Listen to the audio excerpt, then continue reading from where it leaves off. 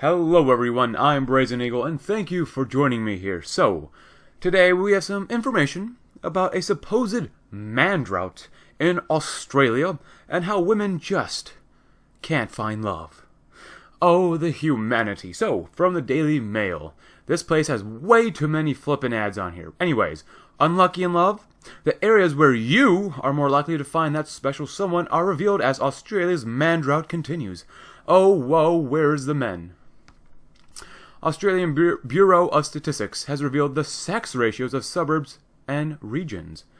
Auburn and Sydney's western suburbs has 141 males for every 100 females. A half-hour drive away, wealthy Woolwharra has just 82 men for every 100 women.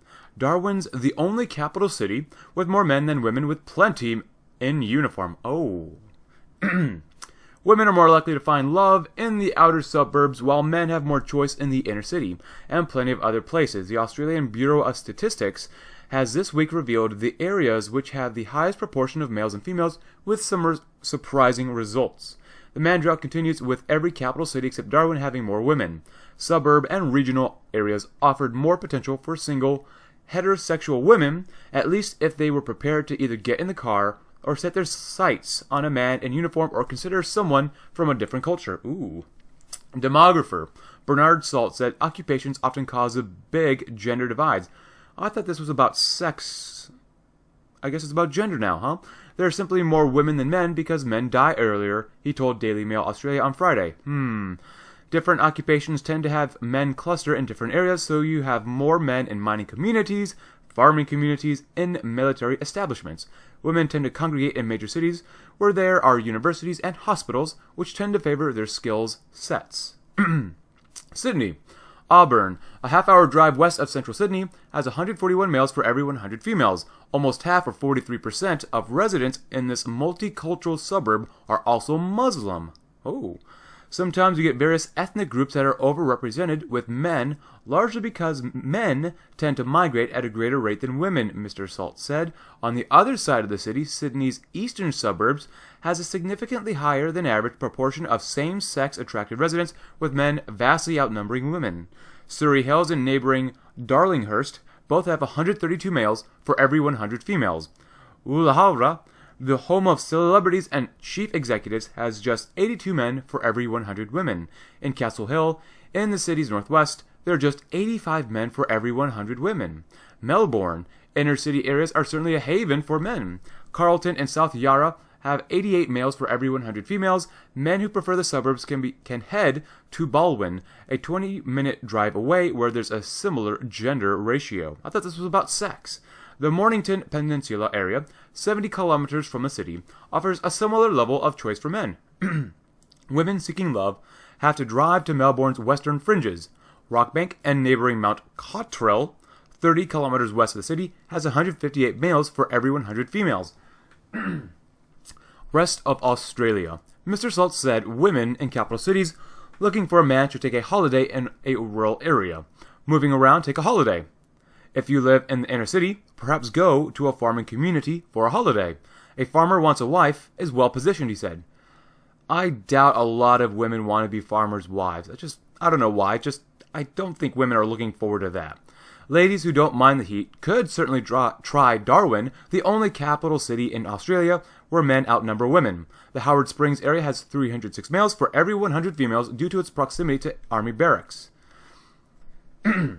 Women who prefer a man in uniform closer to the city center have choice in Larrakia, the home of a naval base where there are 124 men for every 100 women. Canberra is also home to an extreme sex imbalance for similar reasons. Duntroon, the home of the Royal Military College, has 229 males for every female and has a median age of just 22. A short drive away, the sex ratio is reversed in Acton, a youthful suburb with a median age of just 21, where there are just 86 males for every 100 females. It is also home to Australian National University. Nearby Deakin, a short walk from Parliament House, even has a more severe man drought with just 82 males for every 100 females. Mining areas in Western Australia's remote East Pilbara region also have a severe gender or sex imbalance with 292 men for every 100 women.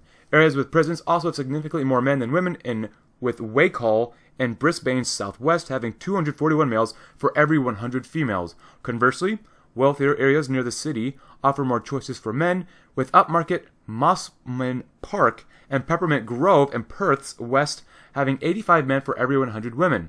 A small handful of regional areas also have more women than men, including Albany, south of Perth, which has 87 males for every 100 females.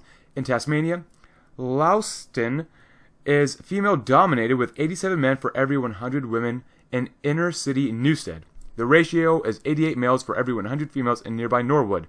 Devonport in the state's north has a similar ratio. And that's pretty much the end of the article, as it finishes up with a picture of Asians in Australia. Okay, well, whatever. I would assume that Australia gets quite a large immigration rate coming from more Asian countries. But anyways, so the article says that most major cities in Australia have quite an excess of women, and in order for them to all supposedly meet the man of their dreams, some women would need to go out into the desert or find a male farmer to shack up with, or I guess partner up with a man in uniform, because military relationships totally, absolutely always work out so well. So, it's interesting to note that the demographer Bernard Assault said that this sex imbalance is due to the fact that men die earlier than women.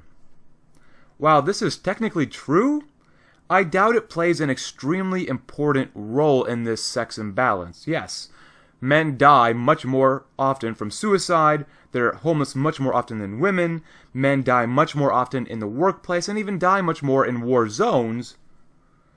But Australian men aren't dying in major wars or from disease at quite an alarming rate. Men dying earlier is, I would not say, is a huge reason for this imbalance. Maybe I'm wrong. I mean, I don't live in Australia, but maybe I'm wrong. The real issue, though, is that men generally do jobs that women don't do, such as go mining, farming, or even join the military.